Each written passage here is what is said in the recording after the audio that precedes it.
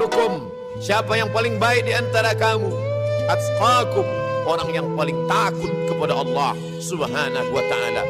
Khalaqnal insan, kami ciptakan manusia min nutfatin, dari sperma, amsyajin, yang kami campur dengan sel telur, sel ovum, thumma nabtalihi, kami uji dia, faja'alnahu sami'an basira, kami jadikan dia bisa mendengar, dia bisa melihat. Dia sebelumnya bukan apa-apa dan bukan siapa-siapa, tapi ketika sudah ada ruh dalam jasadnya, muncullah hawa nafsu dan keinginan. Nafsu masuk dalam hati, maka dia diangkat Allah setinggi-tingginya.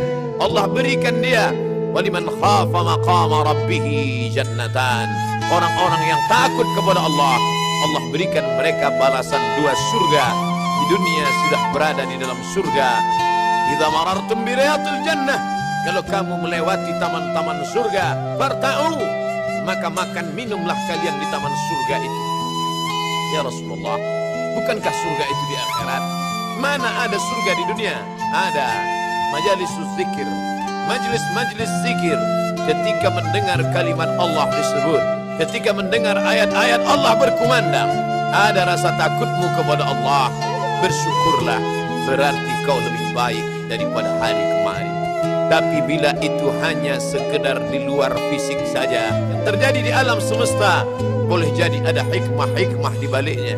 Ma yusibul mu'min min nasabin wala wasabin wala saqamin wala syaukin yastakuha, penyakit, gundah gulana, susah hati, bahkan duri yang menusuk tapak kaki, belum tentu laknat. Tapi boleh jadi Allah ingin menghapuskan dosa-dosamu di masa yang lalu. Tapi yang kita khawatirkan adalah ketika tak ada rasa takut kepada Allah Subhanahu wa ta'ala, walau sedikit pun. Di mana sebenarnya rasa takut itu? Apakah di mata? Apakah di telinga? Apakah di otak? Apakah di kaki? Sesungguhnya rasa takut itu ada di dalam segumpal bagian dari tubuh. Ala fil jasad, maka yang lain ikut menjadi rusak. Ala wahyal qalb, dia adalah hati. Laknat Allah pertama kali turun ke dalam hati. Khatamallahu ala qulubihim, Allah mengunci hatinya. Kalau sudah hati terkunci, maka dia akan menular ke telinga. Wa ala sam'ihim, kalau sudah telinga tersumbat, maka dia akan menjalar ke mata. Wa ala absarihim ghishawah, di mata mereka ada pembalut penutup, sehingga telinga tak lagi berfungsi, sehingga mata tak lagi dapat mengambil pelajaran.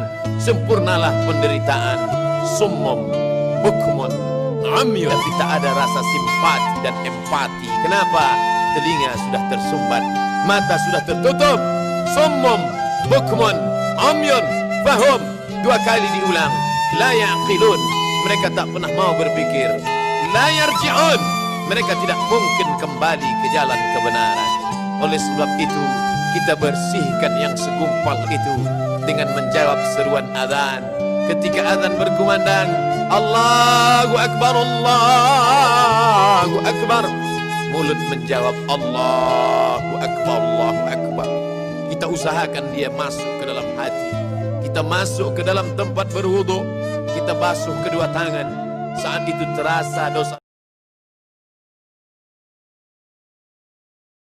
keluarlah dosa sampai ke lubang telinga. Ketika air menyiram kaki, maka keluarlah dosa dari celah-celah kuku kaki. Fisiknya bersih, batinnya ikut bersih, tapi dia tetap katakan kepada Allah, asyhadu an la ilaha illallah wahdahu la syarikalah wa asyhadu anna Muhammadan abduhu wa rasuluh. Pengakuan kepada Allah, mengaku di hadapan Rasulullah. Setelah itu memohon, Allahumma ja'alni minat tawwabin. Kemarin aku tidak baik, hari ini aku ingin menjadi orang baik. Masukkan aku ke dalam orang-orang yang baik.